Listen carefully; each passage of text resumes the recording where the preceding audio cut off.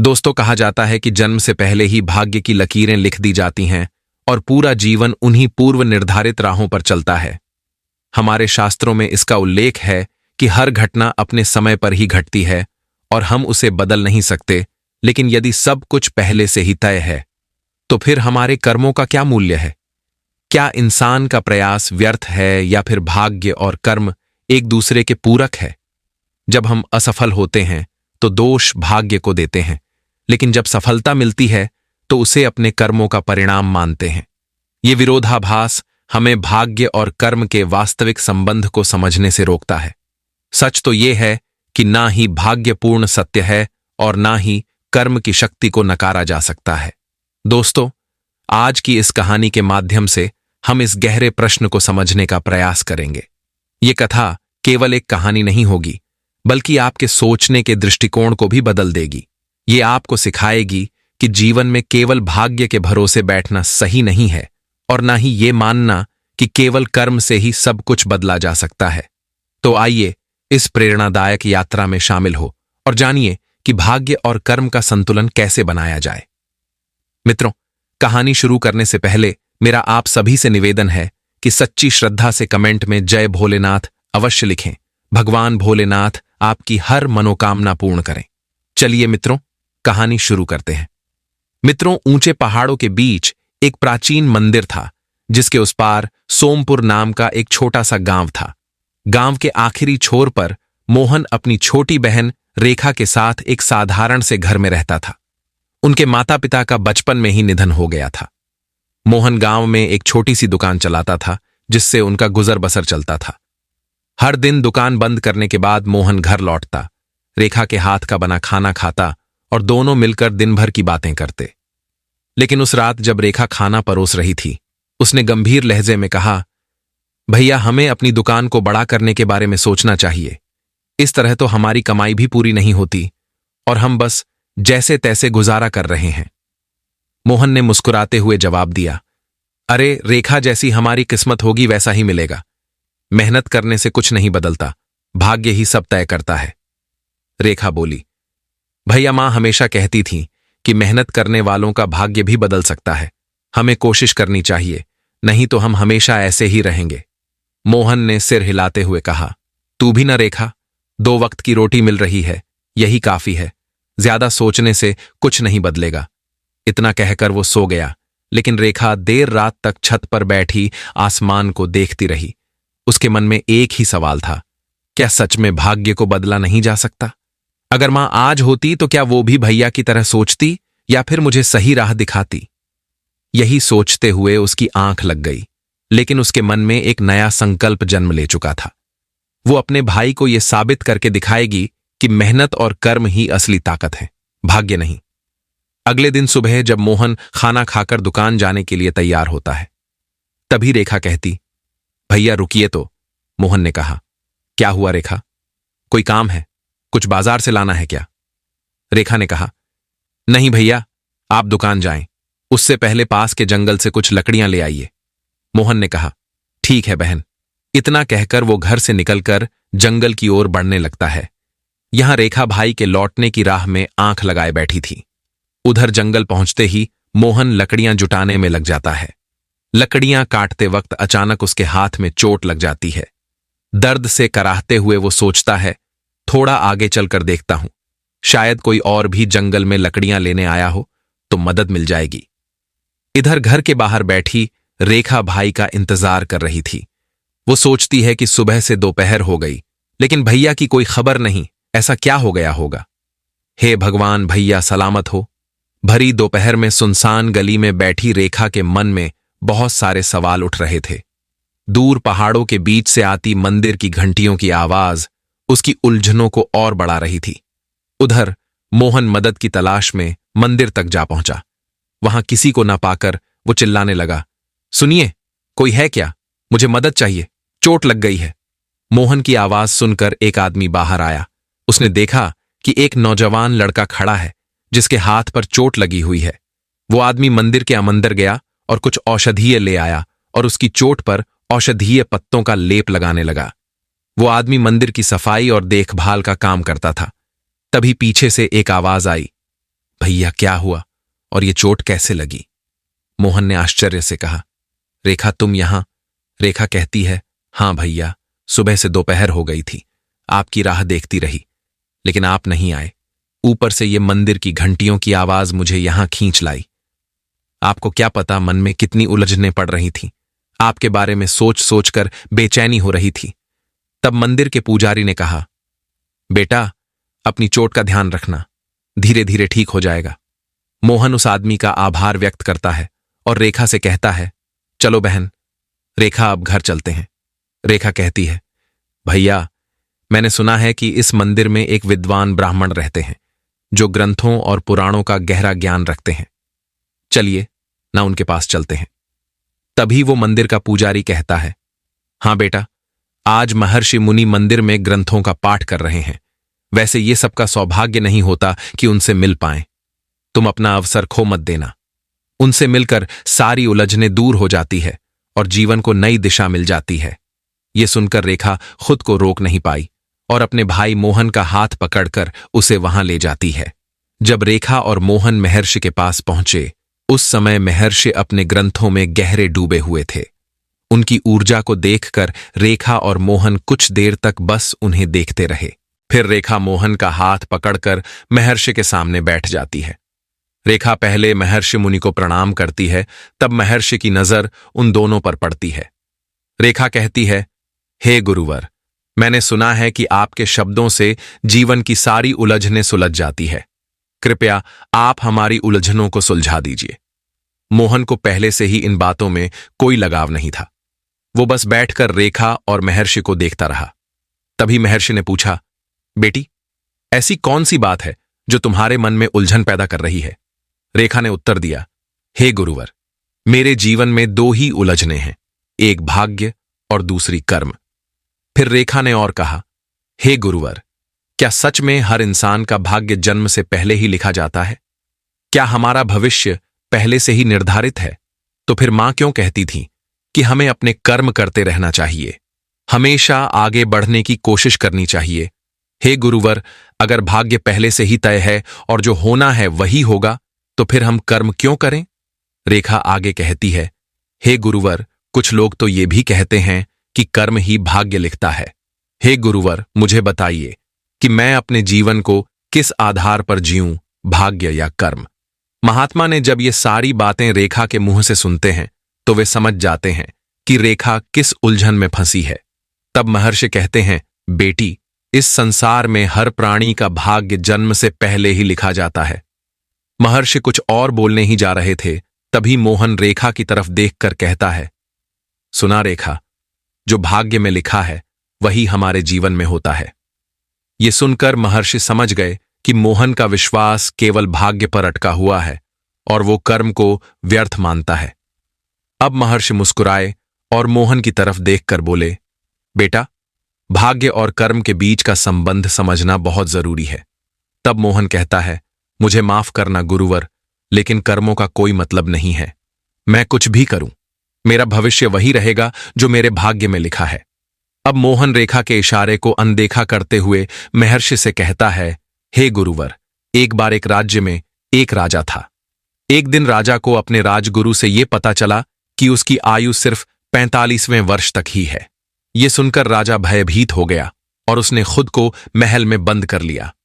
उसने सोचा कि अगर वो कहीं नहीं जाएगा तो उसे कोई नुकसान नहीं होगा। समय गुजरता गया और वो दिन भी आ गया, लेकिन 45वें वर्ष में महल की एक दीवार गिर गई और राजा उसके नीचे दबकर मर गया। फिर मोहन कहता है, हे गुरुवर, वो तो एक राज्य का राजा था, फिर भी भाग्य का लिखा नहीं मिटा सका। मोहन की कहानी सुनकर महर्षि मुस्कुराने लगे। महात्मा की हंसी देखकर मोहन और रेखा सोच में पड़ गए।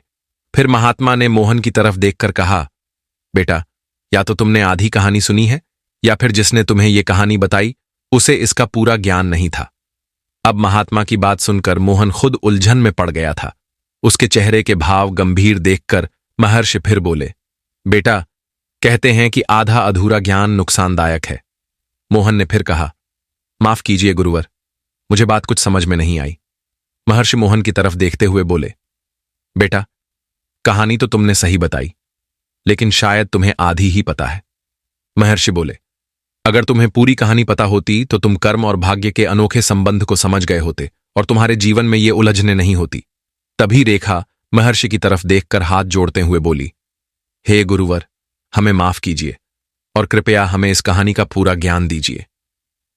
अब धीरे धीरे महर्षि की बातें मोहन को भी आकर्षित करने लगीं और वो भी ध्यान से महर्षि की बातें सुनने लगा।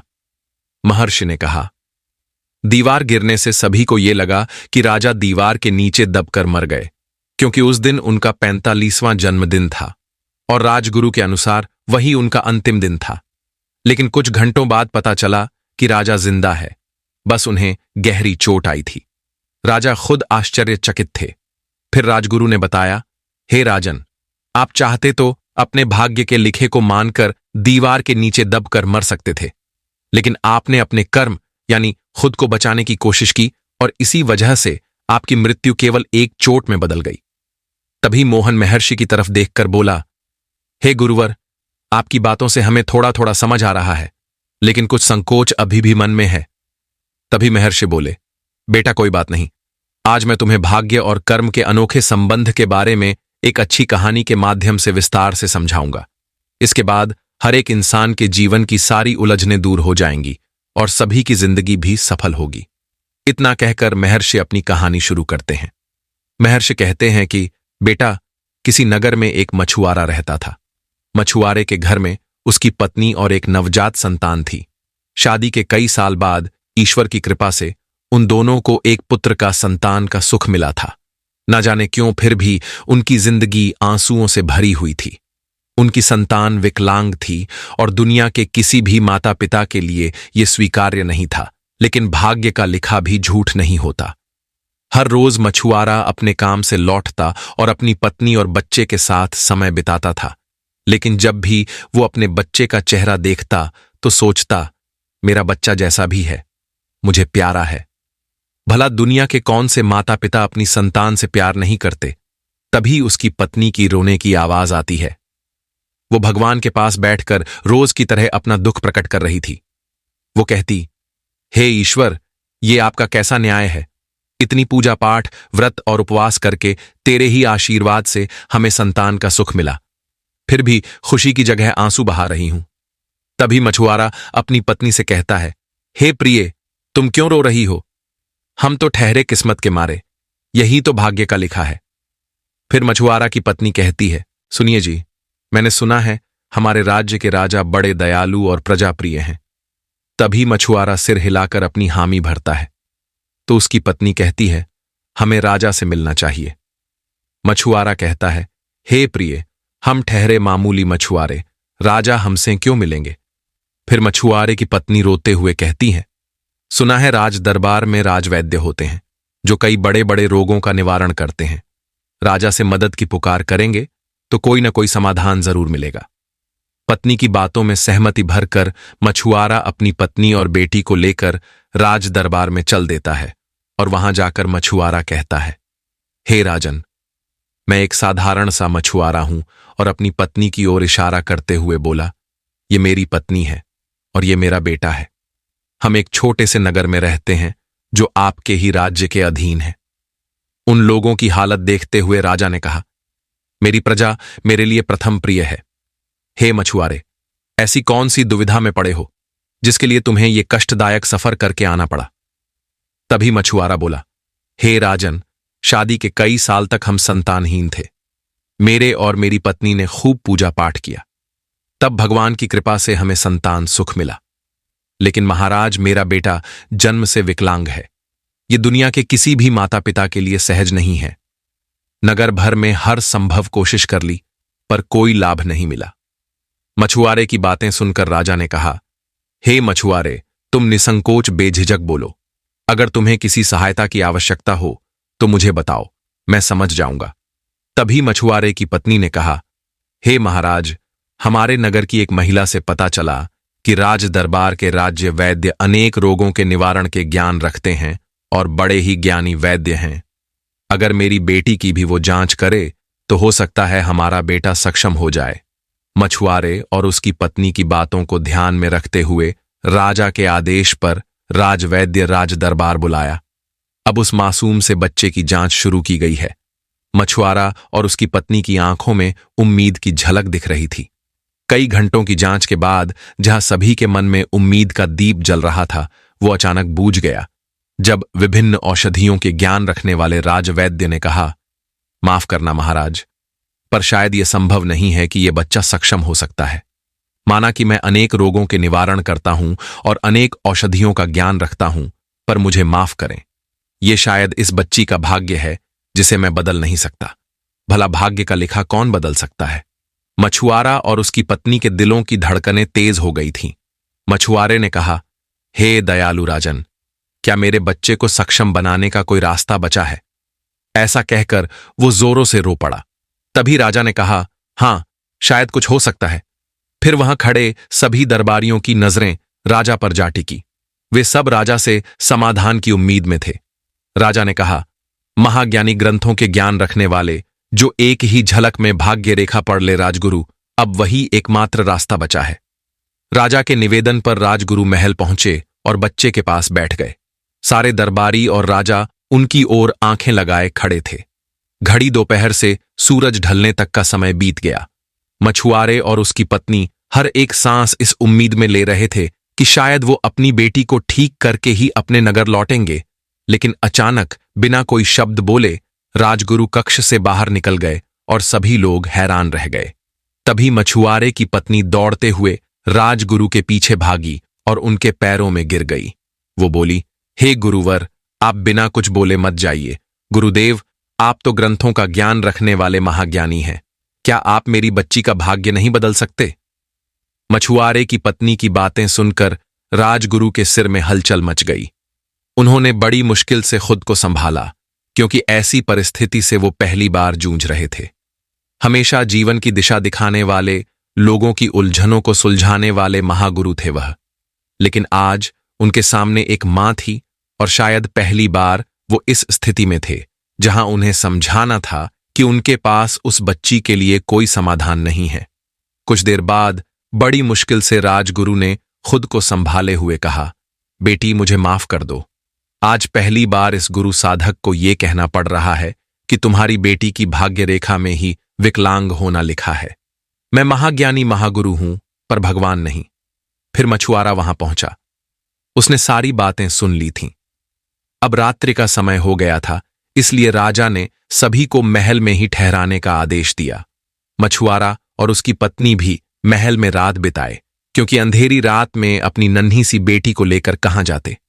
अगले दिन सुबह मछुआरा उसकी पत्नी और बच्चे के साथ महल से निकलकर नगर की ओर बढ़ चले। रास्ते में चलते चलते वे दोनों बस यही सोच रहे थे कि इस संसार में जब तक माता पिता हैं तब तक सब कुछ ठीक है। वैसे भी अपने विकलांग बेटी की चिंता कर रहे थे। उन्होंने और भी सोचा कि माता पिता तो अपना सारा जीवन अपनी संतान के साथ नहीं बिता सकते। उनके बाद उनके बेटी का भविष्य कैसे चलेगा? वो विकलांग है, लोग उसे किस नजर से देखेंगे? ये कठोर दुनिया हमारी बेटी को अकेले कैसे चलने देगी? पति पत्नी दोनों ये सब सोचते सोचते जंगल से होकर उनके घर तक पहुंच जाते हैं। सफर से लौटने के बाद भी खाने का एक भी निवाला नहीं लिया। बस भगवान के सामने दिया जलाकर बैठे। दोनों पति पत्नी के मुंह में एक भी शब्द नहीं थे, पर दोनों की आंखों से बहते हुए आंसू बहुत कुछ कह रहे थे। फिर उनका बच्चा रोने लगा तो मछुआरे की पत्नी उसे दूध पिलाकर सुला दिया। वो भी अपनी बेटी के पास सो गई। लेकिन मछुआरा ईश्वर के सामने हाथ जोड़े बैठा था। कुछ समय बाद उसको नींद आ गई। ठाकुर जी को पुकारते हुए मछुआरे की आंख लगी ही थी, तभी उसके सपने में भगवान शिव प्रकट हुए। उनके गले में सांप था, सिर पर चंद्रमा और चेहरे पर अद्भुत प्रकाश, मानो जैसे वो हकीकत में भगवान को अपने सामने देख रहा हो। भगवान को देखकर कोई भक्त भला चुप कैसे बैठ सकता है? मछुआरे ने कहा, हे प्रभु, मैंने और मेरी पत्नी ने बहुत तप किए, तब जाकर आपकी दया दृष्टि पड़ी और हमें संतान सुख प्राप्त हुआ। आप तो भाग्य लिखते हैं, मनुष्य के जन्म से पहले ही भाग्य लिख दिया जाता है। हे प्रभु, ऐसी कौन सी भूल हुई हमारी पूजा में कि आपने हमारी बेटी के भाग्य में विकलांगता लिख दी? भगवान शिव मुस्कुराए और कहा, हे मछुआरे, तुम्हारी भक्ति से तो मैं हर वक्त प्रसन्न होता हूं। न तुम्हारी पूजा में कोई भूल हुई थी। तुम मेरी बातों को ध्यान से सुनो। तुम्हारी बेटी का तो क्या, मैं तो इस संसार में किसी भी प्राणी के भाग्य नहीं लिखता हूं। ये तो वे खुद तय करते हैं कि उनके आने वाले समय में क्या घटित होगा। तभी मछुआरे ने पूछा, हे प्रभु, मुझ अज्ञानी को थोड़ा सरल और विस्तार से समझाइए। फिर भगवान शिव कहते हैं, सुनो मेरे प्रिय भक्त, आज तुम्हारी बेटी जिस घड़ी से गुजर रही है, ये भाग्य उसने अपने पिछले जीवन के कर्मों से लिखा है। ये सुनकर मछुआरा आश्चर्यचकित हो जाता है। फिर भगवान शिव कहते हैं, ये तुम्हारी बेटी के पिछले जन्म के कर्मों का फल है। सुनो, एक राज्य में एक जौहरी रहता था, जिसके पास बेशुमार दौलत थी। जौहरी की 3 कन्याएं थीं और तुम्हारी बेटी उस जौहरी की कनिष्ठ कन्या थी और अपने पिता की सबसे प्रिय बेटी थी, लेकिन उतनी ही अहंकारी भी। रूप, गुण, बुद्धि और धन से भरपूर उसका जीवन था। हे मछुआरे, शायद किसी जन्म के पुण्य का फल था जिसकी वजह से उसे यह दुर्लभ जीवन मिला था। पर अक्सर मनुष्य यहीं पर चूक जाता है। वो ये भूल जाता है कि यह दुर्लभ जीवन उसे उसके अच्छे कर्मों के फल स्वरूप मिला है। सही मार्ग पर चलकर उसे सफल बनाने की जगह सब कुछ पाकर वो अहंकारी बन जाता है। एक दिन नगर में मेला लगा था और वो कन्या भी मेले में घूम रही थी। तभी अचानक भीड़ की वजह से एक विकलांग भिखारी उस कन्या से टकराकर नीचे गिर गया। उस बेचारे को माफी मांगने और मदद करने की जगह उसने उसे अपमान भरी बातें कहीं और कहा, खुद को संभाल नहीं पाते हो तो घर बैठ जाओ, मुझे तो तुम्हें देखकर ही घृणा आ रही है। सारे लोग उस कन्या की तरफ देख रहे थे। आखिरकार वो अमीर घराने की जो थी, उस बेचारे भिखारी को चोट भी आई थी और वो इतना असहाय महसूस कर रहा था कि उसने मन में सोचा, हे प्रभु, जब ऐसे निर्दय लोग मेरे जैसे असहाय महसूस करेंगे तो उन्हें समझ आएगा कि मैं किस पीड़ा से गुजर रहा हूं। बस इसी कारण से ही तुम्हारी कन्या अपने ही कर्मों का फल भोग रही है। यह सुनकर मछुआरा थोड़ी देर के लिए ना कुछ बोल पाया, ना सोच पाया।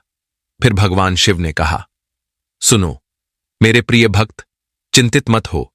जब तुम एक पुण्यात्मा के रूप में जन्म लेते हो तो तुम्हारे जीवन में कठिनाइयां और संघर्ष जरूर होंगे, क्योंकि इस दुनिया में हर आत्मा को कुछ ना कुछ कष्ट भोगना पड़ता है ताकि वो अपने पिछले कर्मों को समाप्त कर सके।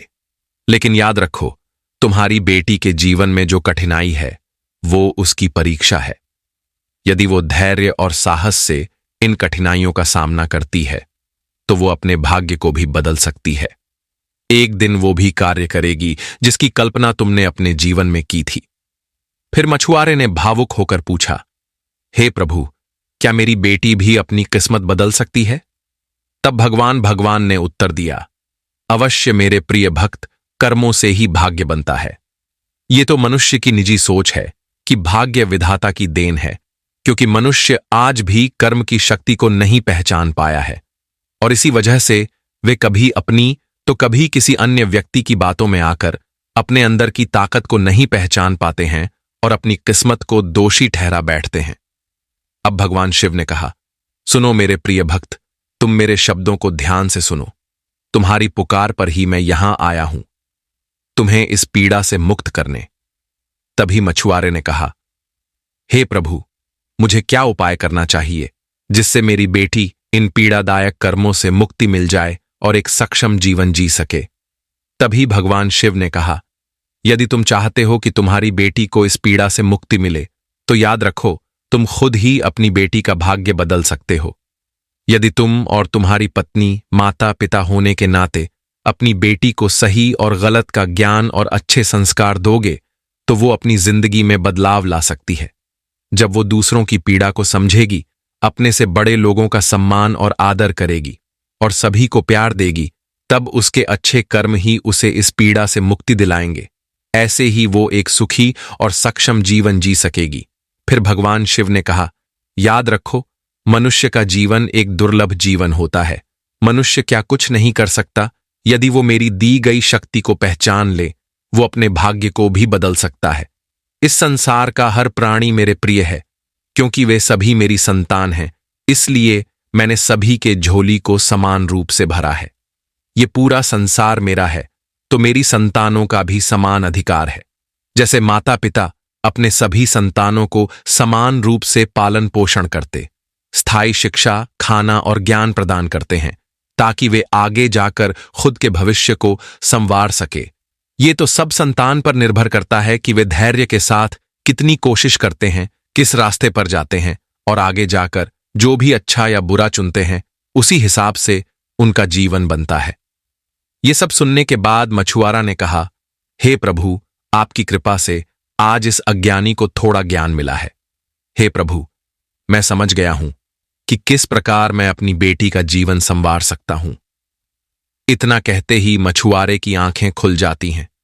उसे एहसास होता है कि ये तो सपना था, पर वो सोचता है कि ये वास्तव में सही है कि कर्म ही मनुष्य का भाग्य लिखते हैं। वो समझ गया था कि भगवान ने उसकी पुकार सुनकर मदद का हाथ बढ़ाया है और रास्ता भी दिखा दिया है। मछुआरे ने ये सारी बातें अपनी पत्नी को बताईं और दोनों की आंखों से आंसू बह रहे थे। जैसे घने अंधेरों के बाद सवेरा आता है और सूरज नई उम्मीद के साथ उगता है, वैसे ही वे भी कुछ महसूस कर रहे थे। तभी मछुआरा अपनी पत्नी से कहता है, कर्म की शक्ति इतनी बड़ी होती है, आज पता चला। उसकी पत्नी कहती है, हाँ स्वामी, कर्म ही बड़ा है और कर्म ही सत्य है। अब हमारी बेटी भी अपने कर्मों से अपनी भाग्य लिखेगी। उसी दिन से मछुआरा और उसकी पत्नी एक नई उम्मीद के साथ अपनी बेटी का लालन पालन करने लगे। धीरे धीरे कई साल गुजर गए, पर मछुआरा और उसकी पत्नी वहीं उम्मीद के साथ मन में बिना कोई संकोच रखे बस अपना कर्तव्य पूरा कर रहे थे। अब उनकी कन्या भी 12 साल की हो चुकी थी। वो अपनी माता पिता की बताई राह पर चल रही थी। प्यासे को पानी पिलाना, भूखे को खाना देना, छोटी सी उम्र में ही लोगों की दुख तकलीफों को समझना और बड़ों का आदर सम्मान करना, वो तो अब नगर में सभी की प्रिय बन गई थी। सब कहते थे, ये तो हमारी बेटी है। एक दिन मछुआरे की बेटी अपने घर के पास गांव के चौराहे पर खेल रही थी। तभी एक राहगीर जो नगर को पार कर सफर में आगे बढ़ रहा था, कड़ी धूप के कारण चक्कर खाकर गिर गया। किसी तरह गांव वालों की मदद से मछुआरे की बेटी उसे अपने घर ले आई और बहुत देखभाल की। जब उस राहगीर को होश आया तो उसने अपना आभार प्रकट करते हुए कहा, बेटी, तुम उम्र में छोटी हो, पर हृदय तुम्हारा बड़ा है। भगवान तुम्हारा भला करे। तभी राहगीर की नजर उस कन्या के हाथ पर गई। उसने मछुआरे की तरफ देखा और बोला, बेटी, ये क्या हुआ है? तब मछुआरा मन में बिना कोई दुख और संकोच रखे कहा, महाशय, ये मेरी बेटी है, जन्म से विकलांग है, पर हमें और हमारी बेटी को अपने कर्म और कोशिश पर भरोसा है। एक दिन मेरी बेटी सक्षम हो जाएगी। ये सब सुनकर राहगीर अचानक बिस्तर से उठकर कहने लगा, कृपया मेरा थैला दे दीजिए। वहां खड़े सारे लोग आश्चर्यचकित होकर उस राहगीर को देख रहे थे। मछुआरे और उसकी पत्नी सोच में पड़ गए। वे मन में सोच रहे थे कि शायद उनकी बेटी की विकलांगता इस राहगीर को पसंद नहीं आई, इसलिए वो अपना थैला लेकर यहां से जाना चाहते हैं। इसी बीच मछुआरे की बेटी ने वो थैला राहगीर को दे दिया। तब राहगीर ने कहा, बेटी, ये तो कुछ भी नहीं, दरअसल मैं हड्डियों का वैद्य हूं। न जाने कितने पुरखों से हमारी हर पीढ़ी इस काम को करती आ रही है। हमारी प्यारी सी बिटिया को मैं ठीक कर दूंगा। ये सुनकर मछुआरा और उसकी पत्नी खुशी से कुछ भी बोल नहीं पाए। फिर राहगीर ने मछुआरे की बेटी के हाथ पर मरहम पट्टी करनी शुरू की और मछुआरे की तरफ देखकर कहा, 1 महीने बाद बिटिया का हाथ पूरी तरह से ठीक हो जाएगा। ये कहने के बाद वो राहगीर वहां से निकलकर अपनी यात्रा पर आगे बढ़ गया। 1 महीना भी बीत गया। ठीक 1 महीने बाद मछुआरे की बेटी बोलने में सक्षम हो गई। मछुआरा और उसकी पत्नी बहुत खुश थे, मानो दुनिया की सारी खुशी उन्हें मिल गई हो। मछुआरा ने अपनी बेटी को सबसे पहले भगवान शिव की मूर्ति के आगे दीप जलाने के लिए कहा और भगवान भोलेनाथ के समक्ष हाथ जोड़कर उनका धन्यवाद किया। देखते ही देखते 8 साल बीत जाते हैं। अब मछुआरे की बेटी युवावस्था में पहुंच जाती है। अब वो इतनी सक्षम हो जाती है कि न केवल उसका हृदय बड़ा है, बल्कि उसकी कार्य कौशल, बुद्धि और सुंदरता के बारे में पूरी नगर में नहीं, बल्कि पूरे राज्य में सिर्फ उसी की चर्चा होती है। फिर किसी तरह ये बात राजा तक पहुंचती है। दरअसल आसपास के राज्य के राजा उसकी प्रशंसा किए बिना नहीं रहते। वे राजा से कहते हैं, महाराज, आप तो भाग्यशाली हैं। ऐसी चमत्कारी प्रतिभा जो आपके राज्य में है, वे और भी कहते हैं, आपके राज्य का नाम तो स्वर्ण अक्षरों में लिखा जाएगा। अब तो राजा भी बेचैन हो गए थे। उस प्रतिभा से मिलने के लिए आखिर उन्हें क्या पता था कि वो उस मछुआरे की बेटी है और वो उस प्रतिभाशाली कन्या से पहले ही मिल चुके हैं। अब बिना समय गंवाए राजा अपनी सेना के साथ निकल पड़ते हैं। रास्ता ढूंढते ढूंढते राजा अब उस मछुआरे की नगरी में पहुंच जाते हैं। वहां नगर के एक व्यक्ति की सहायता से राजा मछुआरे के घर के दरवाजे के बाहर पहुंचकर घर में अंदर जाने की अनुमति मांगते हैं। तभी अंदर से वो मछुआरे की कन्या निकल कर आती है। उसे देखते ही राजा कहने लगे, हे पुत्री, तुमसे मिलने की तमन्ना कई दिनों से थी। मैं तुम्हारा आभार प्रकट करना चाहता था। तुम तो हमारे राज्य की सौभाग्य हो। तभी पीछे से मछुआरे और उसकी पत्नी राजा को देखकर चौंक जाते हैं। राजा भी उन दोनों को देखकर दंग रह जाते हैं। थोड़ी देर के लिए वहां सन्नाटा छा जाता है। अब मछुआरा मन में सोचता है, आखिर ऐसी कौन सी बात हो गई जो राजा इस मछुआरे के घर चले आए? कहीं मेरी बिटिया से कोई गलती तो नहीं हो गई? हे भगवान, बड़े ही मुश्किल से मेरी बेटी की जिंदगी में खुशी आई है। तभी अचानक राजा ने कहा, ये मैं क्या देख रहा हूं? क्या ये कन्या आपकी बेटी है? पर वो तो सक्षम नहीं थी, फिर ये चमत्कार कैसे हुआ? फिर मछुआरे और उसकी पत्नी ने सारी बातें राजा को बताई और कहा, हे राजन, इसी तरह अपने कर्म से ही मेरी बेटी ने अपना भाग्य बदल दिया। थोड़ी देर बाद राजा ने कहा, कभी सोचा नहीं था, यह भी संभव हो सकता है। फिर राजा मछुआरे की तरफ देखकर बोले, हे मछुआरे, आज आप लोगों ने समझा दिया कि कर्म की शक्ति सबसे ऊपर है। अब राजा मछुआरे और उसकी पत्नी के आगे हाथ जोड़कर बोलने लगे, हे मछुआरे, मैं निसंतान हूं। मेरा कोई उत्तराधिकारी नहीं है। इस राज्य का भार संभालने की ताकत अब मुझ में नहीं बची। मैं चाहता हूं कि यह प्रतिभाशाली कन्या अपनी सूझबूझ और समझ से इस राज्य का शासन भार संभाले। राजा के मुंह से यह सब सुनकर मछुआरे की पत्नी रो पड़ी और बोली, नहीं राजन, ये नहीं हो सकता। आप हमें माफ कर दीजिए। हमारी बेटी ही हमारे जीवन की पूंजी है। वो हमारी खुशी है। मेरी बेटी मेरी जान है। हम उसे आपको नहीं सौंप सकते। तभी राजा मछुआरे की पत्नी की तरफ देखकर बोले, नहीं जी, मुझे पता है संतान तो माता पिता के प्राण में बसते हैं। मुझे पता है संसार के धन को कोई दे सकता है, पर एक मां अपनी संतान नहीं दे सकती। ये मुझ जैसे संतान अभागा को नहीं पता होगा क्या? राजा फिर बोले, आप दोनों मुझे गलत समझ रहे हैं। आप लोग चिंतित ना हो, कृपया मेरी बात ध्यान से सुने। हे मछुआरे, हे देवी, मैं चाहता हूं कि आपकी तथा हमारी राज्य की ये प्रतिभाशाली कन्या राज्य सिंहासन पर बैठकर शासन भार संभाले और आप लोग भी अपनी बेटी के साथ सम्मानपूर्वक अपना जीवन व्यतीत करें। ये मेरा निवेदन है। राजा कहते हैं, ये सिर्फ मेरे लिए नहीं, बल्कि पूरे राज्य के भविष्य की बात है। आशा है आप समझेंगे। इसी तरह से मछुआरा और उसकी पत्नी राजा की बातों में हामी भरकर अपनी बेटी को साथ लिए महल में रहने लगे। मछुआरे की कन्या, जिसका नाम अवंतिका था, वो भी राजा के कहे अनुसार राजगद्दी पर बैठकर राज्य का शासनभार संभालने लगी। अब तो आसपास के राज्यों में भी हलचल मच गई थी। लोग भी अपनी नई शासिका की प्रशंसा किए नहीं थकते थे।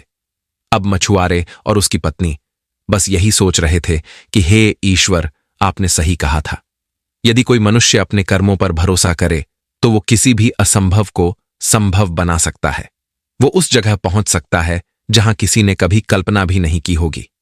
अब मंदिर में बैठे हुए महर्षि मोहन और रेखा की तरफ देखकर बोले, बच्चों, आशा है अब तुम लोग समझ गए होंगे भाग्य और कर्म के इस अनोखे संबंध को, और अब कभी भी तुम लोग उलझनों में नहीं पड़ोगे।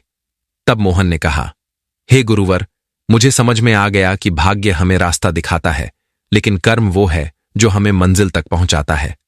और मोहन ने आगे कहा, मैं हर रोज अपनी किस्मत के भरोसे आसमान की तरफ देखता था। तारे गिन गिन कर सोचता था कि कब मेरी किस्मत बदलेगी। मुझे आज पता चला गुरुवर, भाग्य को विधाता नहीं बल्कि मनुष्य अपने कर्मों से बदलता है। अंत में मोहन महर्षि की तरफ देखकर बोला, हे गुरुवर, मैं अज्ञानी था, बिना कुछ समझे बोल पड़ा था, मुझे माफ कर दीजिए। अब रेखा भी महर्षि की तरफ देखकर बोली, हे गुरुवर, मेरी मां भी शायद हमें भाग्य और कर्म के इस अनोखे संबंध के बारे में समझाना चाहती थी। अब मोहन और रेखा मन में उम्मीद लिए महर्षि के पैरों तले सिर झुकाकर कर्म के पथ पर अपनी घर की तरफ बढ़ चले। दोस्तों, भाग्य केवल कर्मों का फल है। भले ही भाग्य जन्म से पहले लिखा हो, पर हम अपने कर्मों से इसे बदल सकते हैं। दोस्तों, जीवन एक दुर्लभ अवसर है जिसे सही दिशा में ले जाकर हम आत्मा को मोक्ष की ओर अग्रसर कर सकते हैं। दोस्तों, आज से, अभी से, अगर कोई आपकी काबिलियत पर प्रश्न उठाए तो उसकी बातों पर ध्यान न देकर अपने कर्मों में ध्यान लगाओ। एक दिन तुम भी मछुआरे की कन्या अवंतिका की तरह उस जगह पहुंच जाओगे जहां की कल्पना भी तुमने नहीं की होगी। याद रखिए दोस्तों, कितना भी बड़ा विद्वान भी तुम्हारी किस्मत क्यों ना पढ़ ले, पर तुम्हारे कामों में वो शक्ति है जो तुम्हारी भाग्य रेखा भी बदल देगी। तो दोस्तों, आशा करता हूं कि इस कहानी से आपको बहुत कुछ सीखने को मिला होगा। अगर वीडियो आपको अच्छी लगी हो तो वीडियो को लाइक और इस वीडियो को अपने दोस्तों के साथ शेयर जरूर करें और हमारे इस चैनल को सब्सक्राइब करना ना भूलें। मिलते हैं अगली वीडियो में। आप अपना ख्याल रखें।